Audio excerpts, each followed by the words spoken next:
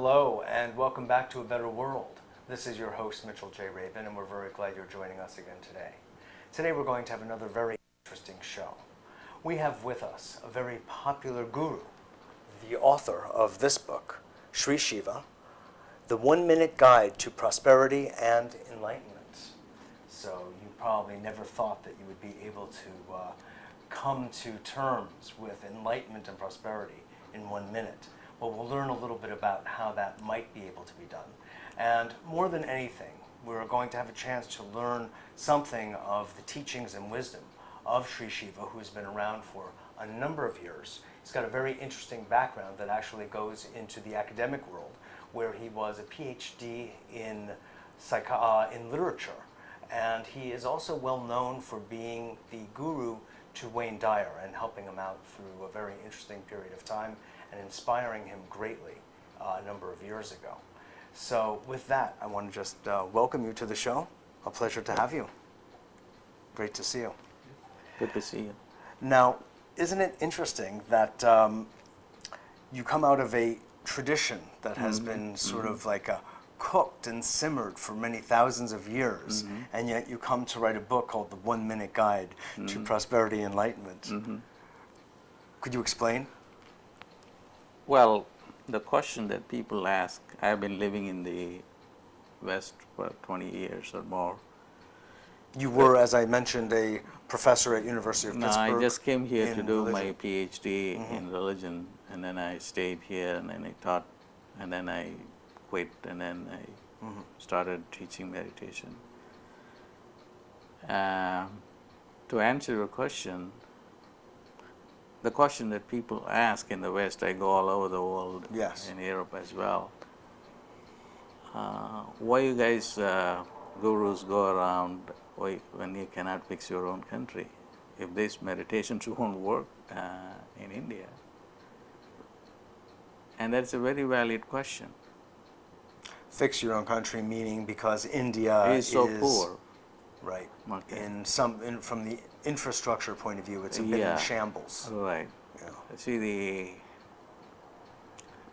important thing about spirituality is that being spiritual doesn't mean being poor. God is not poor. Okay. And this spiritual consciousness has killed India. Too much of spirituality has been the problem.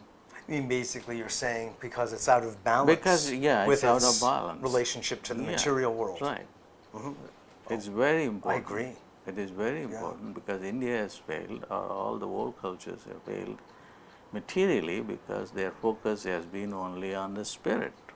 They are spiritual people. If you are concerned about spirit, then you become spiritual.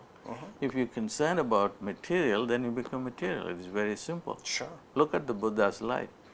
He was 100% spiritual.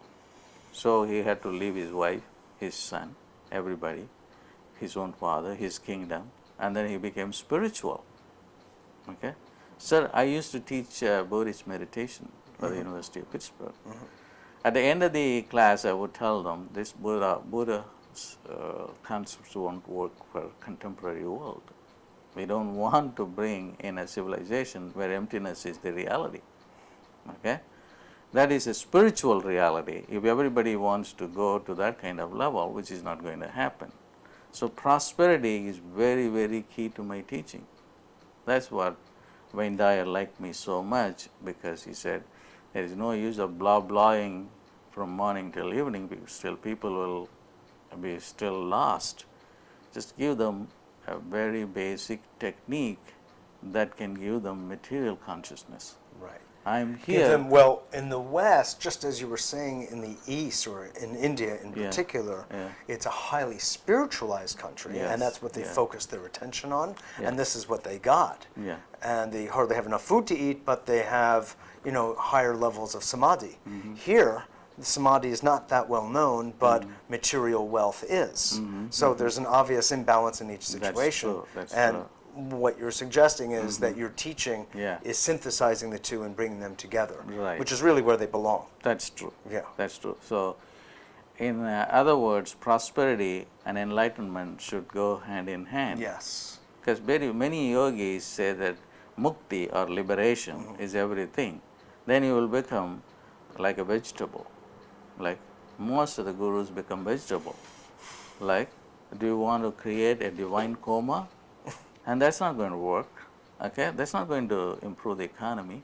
Right. You know, so you have to I have got it. you have to have a very balanced approach. Okay, Yes. in which the Western civilization, scientific civilization, has contributed a lot. Yes. Okay, and then that has to be recognized and used. And the East has developed spiritual science, which is beyond the mind. You can bring the values of the spiritual science to the material world, and vice versa. Then there will be a balanced Exactly. life. Exactly. Otherwise, you will be lopsided. The Buddha is lopsided. That's why he could not be comfortable living in a palace. Okay, but his model was like renounce the world and go, and then when you are going to be hungry, and the Buddha took to begging and created a monastic order. Is that going to work today? It's not going to work. Okay, so what are you going to do? You have to pay attention to prosperity of living this life, and also not neglecting the other life.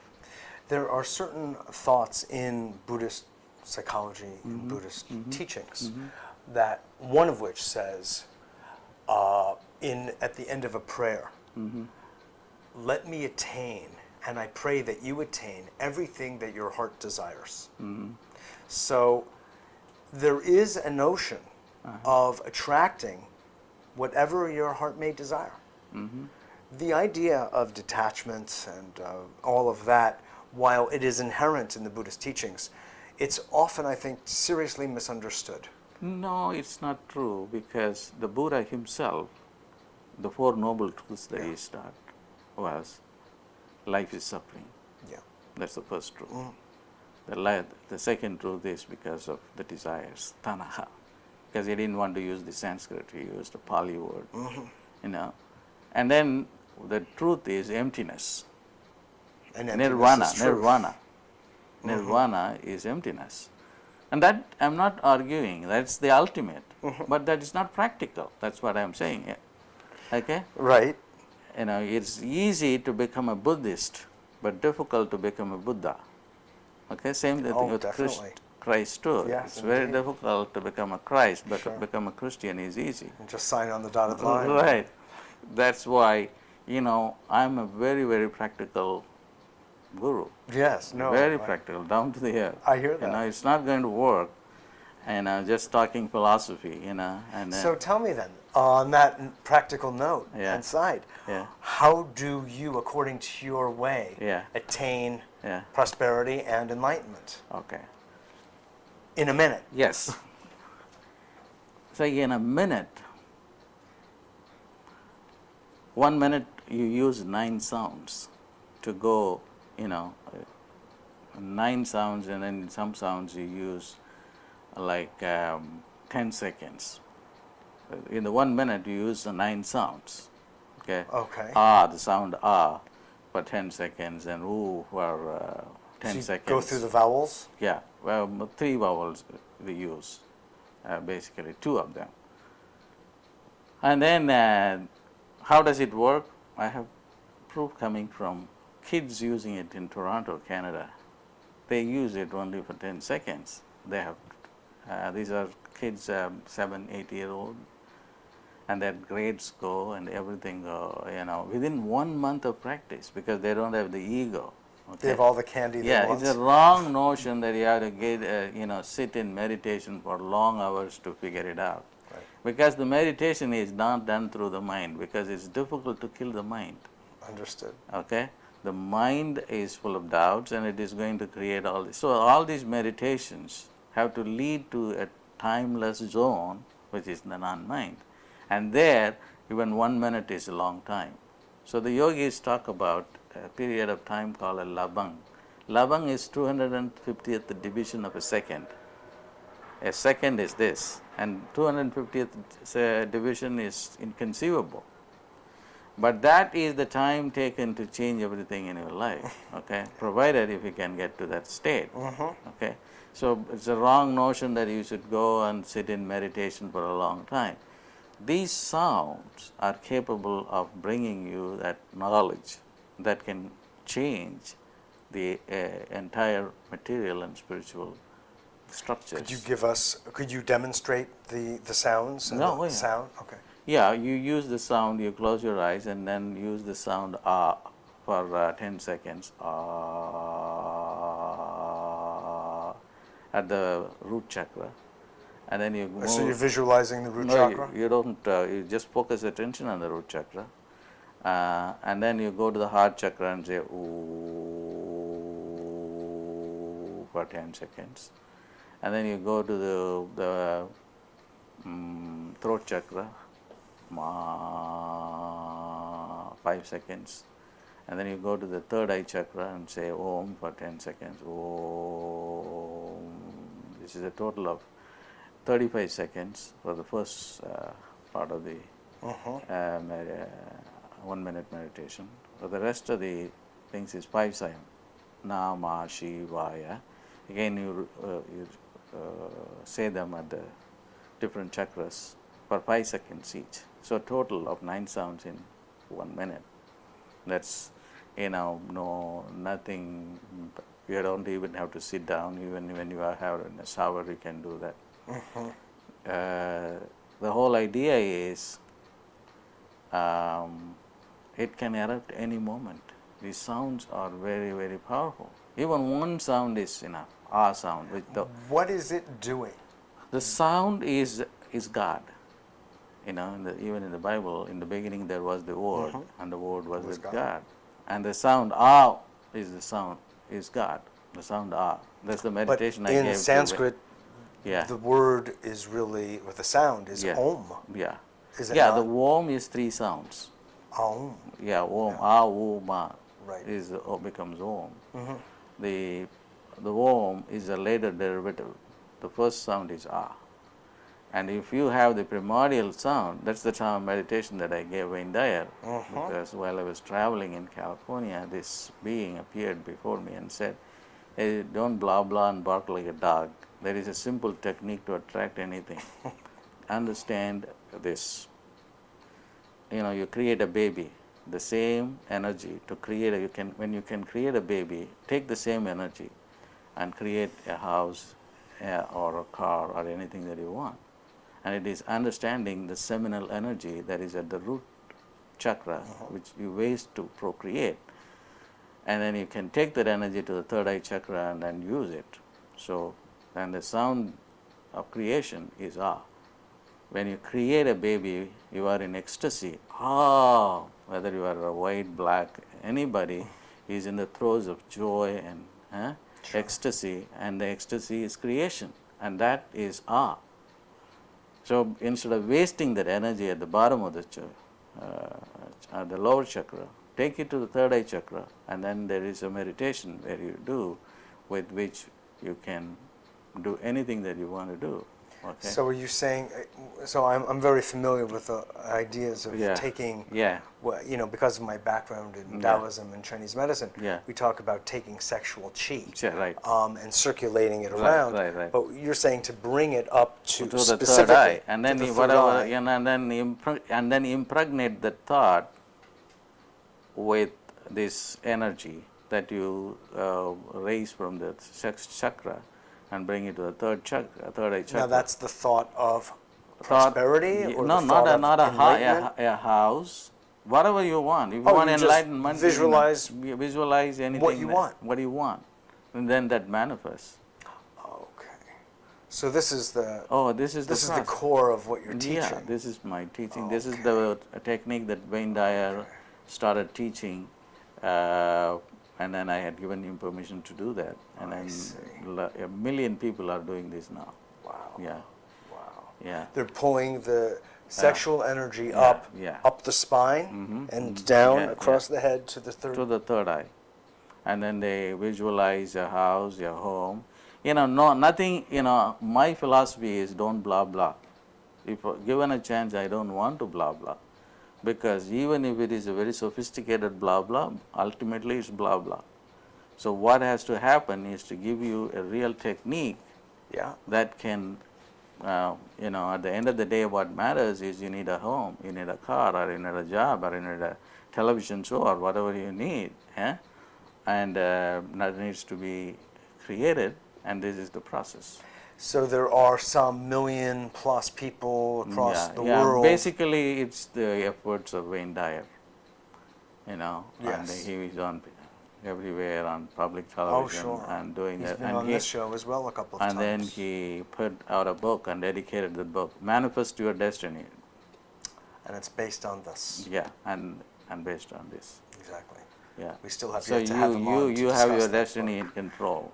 Yeah. No, nobody else. So, what are the results that you're seeing, Sri Siva, from? Tremendous results. Like, people can you give have, some examples? for instance, I have experimented it with people like who, at the bottom line, broke, very broke, and then they want to have a Mercedes Benz. They can hold the image in the third eye and impregnate that image. So they might end up with a Mercedes Benz with no money to put gas on it. No, definitely. That's what That's what I'm saying. It could happen. That's in any what, way. if you say that Bill Gates is a college dropout, Larry Ellison is a college dropout, Steve Jobs is a college dropout. There are so many PhD guys who went to school with me are making $10 an hour. Right. What do you do?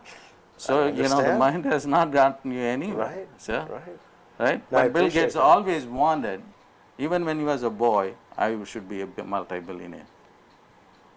That's what it is. If you're So worried what you're basically saying is he kept feeding that image. Of course. He kept empowering That's that right. and energizing it. That's what it is. And that's the fundamental principle of what you're teaching. Like Conrad Hilton, when he had no money, he did not think like where the gas money is going to come from. He wanted to buy the Waldorf Astoria, owned by the Queen of England.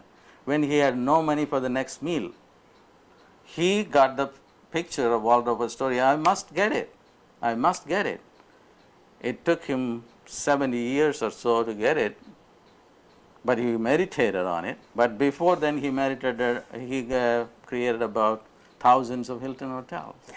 So it's only a commitment to what you want to get, and not asking where the gas money is coming from. That's where the problem starts. So I understand. How then? It's a coherent principle. From a Taoist point of view, we have different other things to do. Yeah, with the you energy. should not doubt. I rule out doubt. If I want to manifest something, no matter what you are going to say or somebody else is going to say, this is what it is. I want a Waldorf Astoria. I want a Waldorf Astoria. Waldorf Astoria. That's the Hilton model. That I recommended book, Be My Guest. He said, I wrote this book because I have been so poor and I could get to this level. Come to my hotel, stay there, take this book free. And this is, everyone should have a dream, and this dream manifests. This is a positive philosophy. Oh, definitely. Definitely. Being in a doubt means being in Satan, to use a religious language, because doubt is negativity at the bottom line. Sure. Okay. I understand. The moment you doubt it, you have lost it. How do you apply the same principle? You made it clear about how to apply it for one's own prosperity. How do you apply it then also for enlightenment? That's a bit of a subtler game. Again, enlightenment is... I mean, how do you, you for instance, visualize enlightenment? Right. What is enlightenment? It seems to go back to the Buddhist idea of emptiness is form and form is emptiness. That's not necessarily enlightenment. If you go to Babaji, he wouldn't accept the Buddha's enlightenment as enlightenment. Enlightenment is... What are you going to do? Yeah. He would say the ability to do everything is enlightenment, not the ability to lose everything is enlightenment. Losing your thought process is enlightenment, not enlightenment. There are a lot of guys chanting mantras, Rama, Rama, Shiva, Shiva, and then on the street they are 55 years old because the gurus who came here, they said this is the best thing that can be done. And now they are all 55-year-old. They are not, nobody is willing to hire them, and they are homeless. What are you going to do? So there are two things that I teach. You've got to be very careful about the material reality, about the spiritual reality. So enlightenment is not a losing process, where you lose your thing, you lose your ego, you lose your mind, and then be on the street. That's not enlightenment. Okay? That's a wrong concept of enlightenment. Losing your thought process is not enlightenment. So a lot of people say, I want mukti. The mukti has been a very big term these days. Is liberation. What are you going to do? If you become thoughtless, then that's a coma condition. You have no interest in life. Then how how are things going to work in this life for you? Huh? I understand. Yeah, this is a wrong philosophy. People have to take responsibility for what they are teaching, and the people who go to people and This is a very good point. yeah, they also have got, oh my God, what's going to happen? At the end of the day, I have to pay for my gas, okay? Exactly. Or somebody else has to pay, okay, for the gas. Because nobody is going to give free gas for an enlightened person, okay? Yeah. So, it's not a good idea to lose your ego. It's not a good idea to lose your thought process. It is good to understand your ego. It's good to understand your thought process and empower them and give them a high self-esteem. So that's basically my teaching. I understand. Okay? There's one piece I Yes. still want to get, though, Okay. which is about, I'm going to translate what I've heard Yeah. into a word, Yes. which is balance between the parts. That's true. It's really balance. Yeah, that's all about the book is about. Yeah. Prosperity and enlightenment. I understand. Yeah. What I want to do is understand how, using your technique, Yeah. enlightenment is realized. And what is it that you mean by enlightenment? I understand what you don't think of Yeah, it I mean by as. enlightenment is an ability to stay in a non-ego, non-mind state, which is a state of empowerment, of being in a place to manifest your thoughts, to be able to do things that you want to do, to help others, to be compassionate, okay? And this is what enlightenment is. Okay. Okay. Okay. Okay. That's good, yeah. No, it brings a balance that Yes. Yeah. our world sorely needs. you know? Enlightenment is not running away from life or else meditating all the time. Enlightenment means being in a very, very powerful, intelligent level of existence, Right. in a non-mind dot egos, and then use that to enrich life, enhance life, okay, so that there is not much suffering.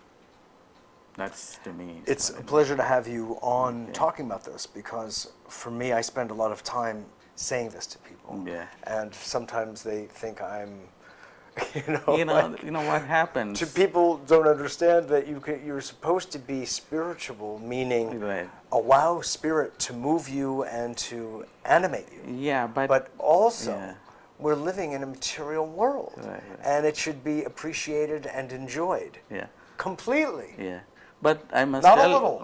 I must tell you that I have not had much success with people, because people always want it like, I want to just go and space out. I know. Okay, because it's easy to do that. I know. Okay, I will go and hang out in Sedona Exactly. or somewhere, sleep It's on the spiritual road. escapism Yeah, is it's what an it is. escapism. It is escapism. You know, however much you say they are going to again, just as lining up for a Broadway show, and borrowing money from credit card, escapism. Exactly. Going to a Broadway show is not different from this. Exactly. Going to a guru. That's right. That's unfortunate. Exactly. And when somebody goes to a guru, it also means that they're not Yeah. cultivating their own Shakti. That's right. Anyway, That's right. and that's not fair either. That's not right. Yeah. It's It's not that I'm not saying that you should not go to a guru. He can empower you, but then there have to be there's a a time and a balance. place. There is, yeah. exactly. Yeah. Exactly.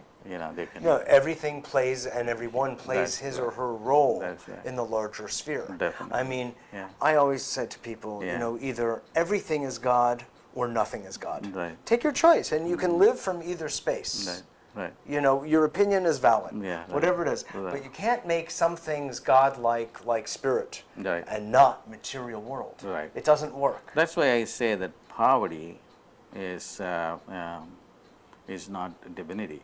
Poverty is not divinity, and also money is not evil. Only right. misuse of money is evil. Exactly. Yeah.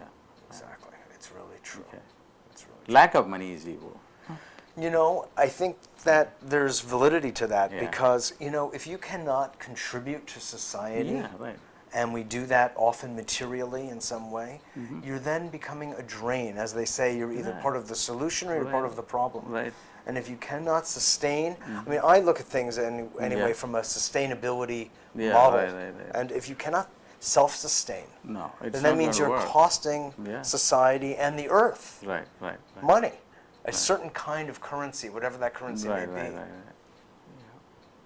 So people who are overly spiritual, they have been a Buddhist or maybe lived in a San Franciscan monastery for a long time, in many lifetimes, spiritualizing their consciousness, rejecting wealth.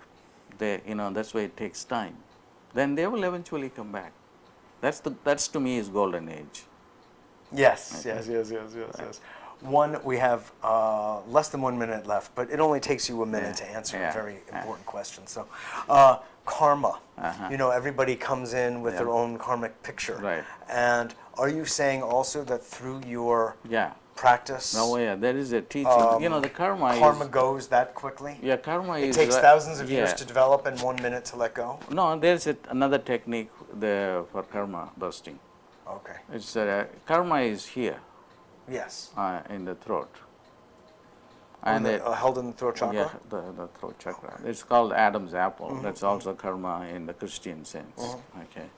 And then there is a particular meditation that I teach for karma. You just put a blue light and say this sound, Tirunelakantam. And as you go on saying that, then you lose. Karma is only certain, vested interest in a thought or relationship or a job. It has to, it has to leave that place and then find another place to put your mind on. Sure. And that shift takes place when you do that's not this meditation, that's another meditation that's also in the book. Okay, wonderful. Well, it's been wonderful to have you on to talk about this. Let's show everybody the book again. In 1 minute, folks, we just heard how you can literally transform your life. Right. And if you do it for a few minutes, I don't even want to think about it. Thanks again for being with us. Absolutely. Well, I hope you enjoyed that as much as I did, and also that you got enriched as much as I did. So on that note, this is Mitchell J. Rabin from Better World, and we look forward to seeing you all next week.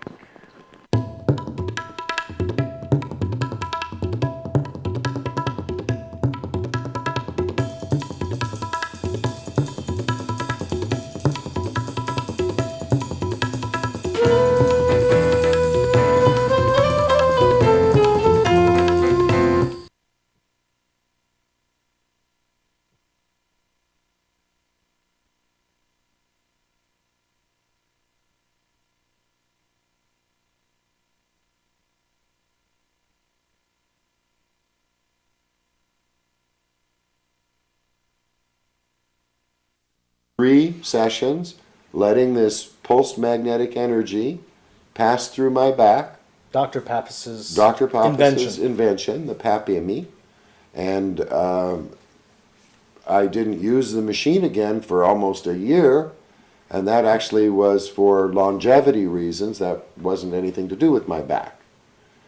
But from the time that I became re-involved with the machine, I went around finding people who had all kinds of ailments, asthma, arthritis, and the machine seemed to have a wonderful effect on them. So not only structural mechanical problems or skeletal muscular problems, but everything, internal kinds of conditions. Yes. And, chronic or acute. Didn't matter. Spanning the spectrum.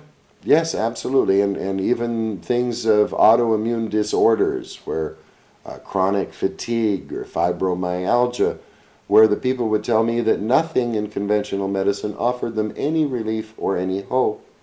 These people would, in the period of the first 4 weeks or 6 weeks, look like a different person. You could see their energy come up. All of their friends were telling them how marvelous they looked. They woke up in the morning feeling good. There's just a transition that was common to all of them. And the story of Alan, for one, yes, is extraordinary. I mean, here is someone who has really gone through the mill yes. of, no doubt, ordinary allopathic medicine, but also, no doubt, all sorts of experimental or alternative treatments as well. Oh, absolutely. And still without any real relief or change. Alan confessed to me that he had bought 30 different devices, many of them for thousands of dollars, trying to get out of chronic fatigue, and that nothing had given him more than 1 or 2 days of relief until he ran into the Papimi. It's incredible. And he's used it for 6 weeks, and I haven't seen him in a month. He's off putting in 18-hour days, working on his project, and loving life. God bless. It's wonderful. What are some of the other instances of healings that you have witnessed that you feel are particularly notable? There have been several. One of the most notable, the case of Susan Sawicki. Susan came in to try the device some 5 years ago, was suffering from a vacuole in the left hemisphere. This means that there was a large cavity in her brain on the left side, the size of a small pear. And it so interfered with her mental processes, she had difficulty answering the question, what is your name and where do you live? She was unable to read and write, and walked with a four-legged cane for balance. She was quite affected by her condition, and had been told... One would imagine. Yes. Had been told by the doctors for many years that the case was hopeless, that there's no way to regenerate brain tissue. Well, I originally started letting her use the device out of compassion, just because I couldn't say no. I never expected very much change. And within 2 weeks, when she walked in, I looked up and said, yes, can we help you? I didn't even recognize her. She suddenly had her hair done, was wearing lipstick, didn't have a cane, had very fast, snappy answers to everything. It was obvious that this person was undergoing this transformation. We did subsequent MRIs a year apart over the last 3 years, and the MRIs clearly show the fissure closing. There's quite demonstrably the body, if it has enough energy, can regenerate brain tissue. And her case has been reviewed by the doctors in Cuba, by doctors in Switzerland, by all over the world, and everybody is just amazed at how much progress she's made. And you have this fully, visually, medically documented. Yes, with doctors' reports from a half a dozen doctors, and Susan has just graduated accounting at college and is now working full-time as a bookkeeper. So this is an incredible transition.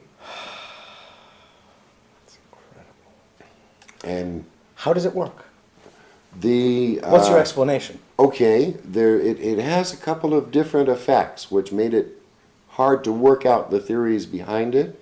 My father was a medical theorist, and fortunately we had him on the team. Yes. But the three effects are, let me first talk about how it affects cancer cells, because it was discovered by Dr. Pappas when he was working on an experiment, and the American physicist working shoulder to shoulder with him was dying of cancer, and after the experiment didn't have cancer anymore. So they analyzed everything that had happened during their tests and wound up isolating a pulsed, expanding and collapsing magnetic field.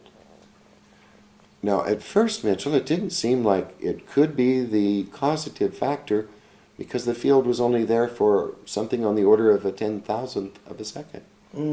We've since learned we can get even better results if we narrow that down to 1/1,000,000th of a second. And it's because we can use almost unlimited amounts of energy at that speed without generating heat.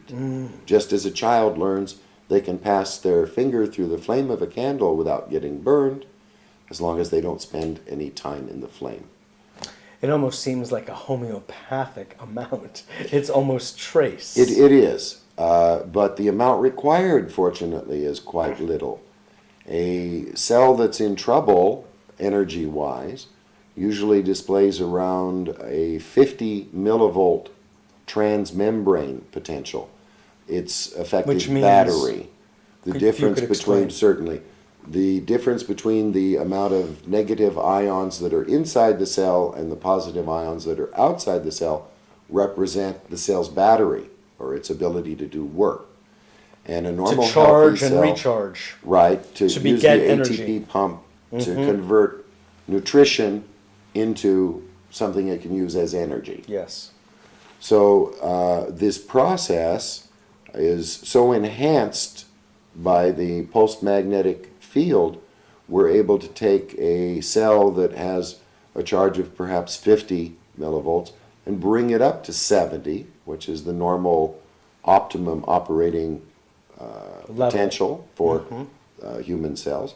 And once we bring all the cells up to optimum, we see the immune system take over the energy and start repairing things regardless of how old the injury is. It's almost, Chuck, like taking the body, pardon the coarse image, and sticking it into a battery charger, Yes. and everything gets awakened and enlivened and, if you will, electrified. It may seem coarse, but In a that's an certain way. excellent analogy. That's precisely what we're doing. And then the A body... whole bunch of little tiny batteries. Right. Cell Cellular size. batteries, cell size. Right. Yeah. And so it ends up that the entire system learns to be operating. In a sense, it gets entrained in the higher level of functioning. Yes. And the results are nothing short of phenomenal. I had taken the machine to the Philippines where I could get more use of it, in that with the current FDA restrictions on experimental devices, even something as non-evasive and free of side effects as magnetic energy is very restricted in the United States. Well, So- of course, we have also seen a tremendous expansion in the use of magnetic technology in therapeutic contexts. I mean, you can find them even in doctors' offices these days. And Yes. certainly the entire athletic and sports industry has taken on the magnets. Golf, tennis, football, you name it. They're all using magnetic bracelets and etc. So the idea has really gained a foothold. Yes. No pun intended. True. In the medical and therapeutic worlds. Yes, and the concept of what's done with the static magnets actually has nothing to do with what we're doing with our pulsed electromagnet. Yes, but Robert O. Becker, to name one, Yes, very famous Absolutely brilliant guy. orthopedist who wrote Body Electric and Cross Currents, etc., spoke specifically about a pulsating magnetic field. Yes. So it's, while Dr. Pappas obviously made a tremendous leap in technology, the underlying premise has been utilized over time. Oh yes, for perhaps 100 years. Priori and Dodo and Obolinski. There's been many inventors who have used the energy. None of them went into the realms of energy that Dr. Pappas did. This amount in that amount of time. Yes. Right. And he's the one who got the results. He's also the fellow who invented the device that keeps ships at sea from being struck by lightning. So he's a high voltage expert. Yes, indeed. And thinks he's in protecting these us too. Yes. Right. Yeah. Yes. Thank So you. he actually, his device produces 500 million watts of energy for 1/millionth of a second. And the frequencies are oscillated, so through harmonics. So all of the frequencies in the electromagnetic spectrum are excited, as opposed to, for instance, a All. Rife device that targets a specific frequency. I see. So it's very broad spectrum. Very broad. As a result of that, we have a few minutes left, and we'll have to have you on again. because Okay, this is I'd just love that. So weighty a subject, and the results you're getting are just so promising. It just deserves time. It really does. And our audience would really appreciate that. You have had success with cancer. Yes. You have Apparently- had success with MS. Some with MS. The success with cancer is more exemplary. With cancer cells, which are low energy cells, and since we're a high energy system, we're able to keep the cells very fat and happy, but they don't divide. They don't multiply. So whatever the size of the tumor is starts to shrink as the cells reach their normal lifespan and begin to die off. And it reaches the point where there's an insignificant number of cells left and the immune system ingests them. So in a sense, another way of describing, Chuck, what it is that's happening through the use of this device is that the immune system is being built up. It's the whole body indeed. And in fact, the whole body really does consist of the immune system Yes, it too. really does, It really yes. gets down to it, Yes. cellularly. But it is the immune system in a sense that's getting educated and entrained to this new level of higher functioning. And it takes care of itself. Correct. And it's getting empowered. It's actually the Literally. fact that the immune system is getting energy from the device that's doing all the work. The papillary doesn't really cure anybody or heal anybody. Right. But it promotes, it supports Yes. the body doing what it does, which is essentially Mother Nature herself. Yes. God has a very good design going here. Yes, Yeah. it's working well.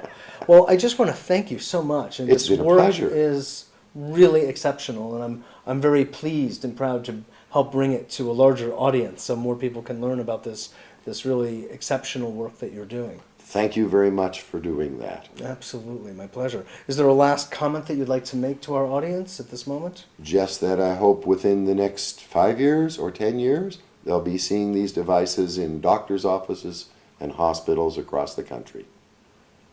From your mouth to God's ears. Thank you.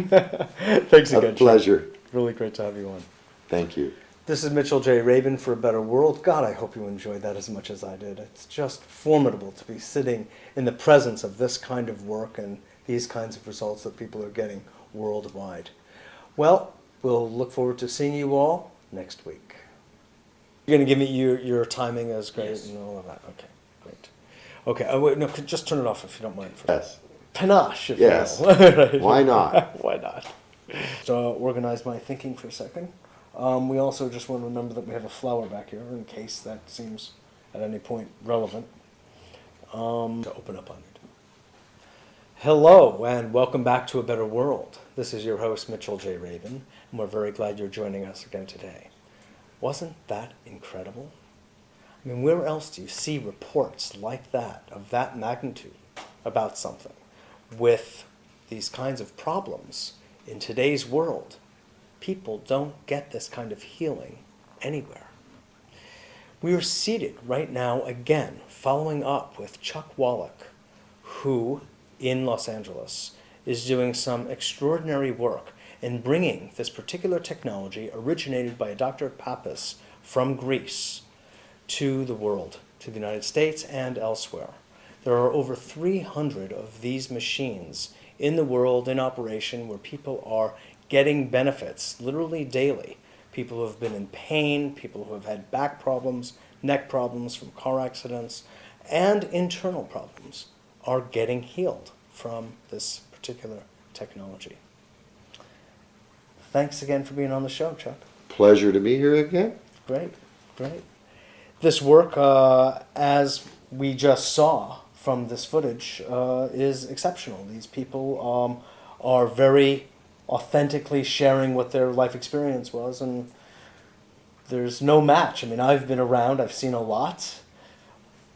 Tell us a little bit in brief of what the technology is for the people who might not have heard last week. And Okay.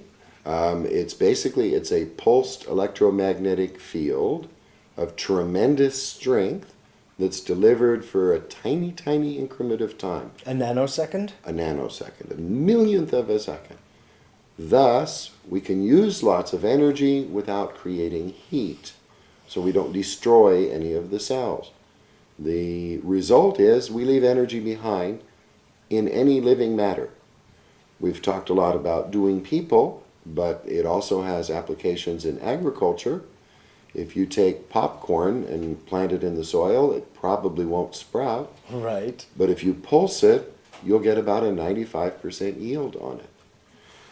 If you take household plants, this is a rose I cut out of the garden today, and this plant will remain looking fresh and lovely like this for 2 to 3 weeks because it is pulsed. It has the energy that it would normally have to get from the soil. Mm-hmm. Plus, we've pulsed the water, so there's energy in the water that the plant can consume. It's the And the same. water holds the charge. The water does hold the charge, Mitchell. It holds it for about 3 days, just as a human does, which is why our normal protocol is to have them come Monday, Wednesday, and Friday, so that throughout that week or 8 days, we can hold the energy high in their body, and it's available for their immune system.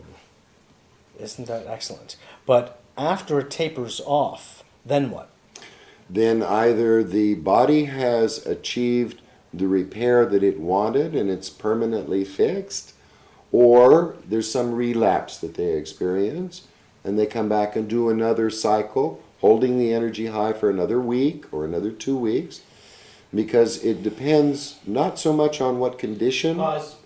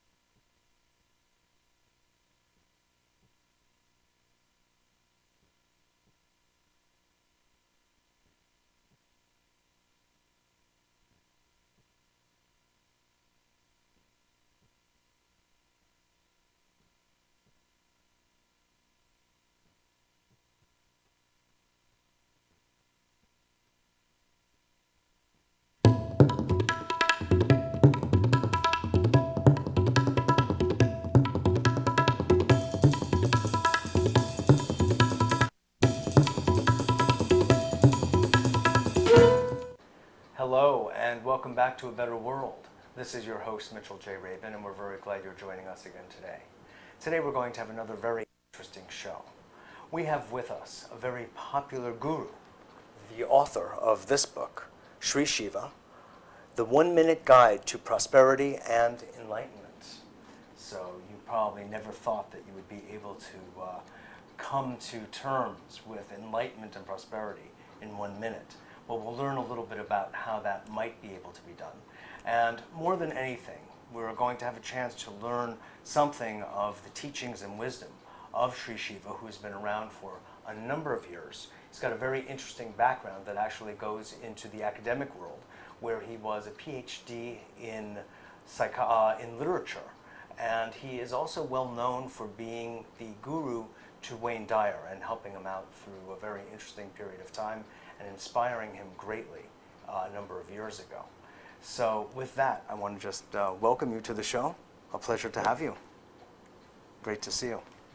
Good to see you. Now, isn't it interesting that you come out of a tradition that has been sort of like cooked and simmered for many thousands of years, and yet you come to write a book called The 1 Minute Guide to Prosperity and Enlightenment.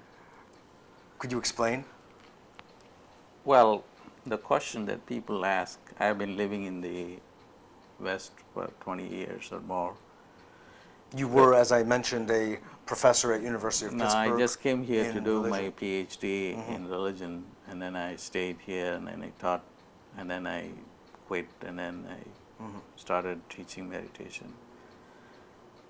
To answer your question, the question that people ask in the West, I go all over the world, Yes. in Europe as well.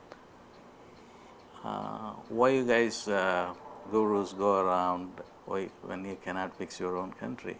If these meditations won't work in India? And that's a very valid question. Fix your own country, meaning because India It is so poor. Right. Okay. From the infrastructure point of view, it's a bit in shambles. Right. See, the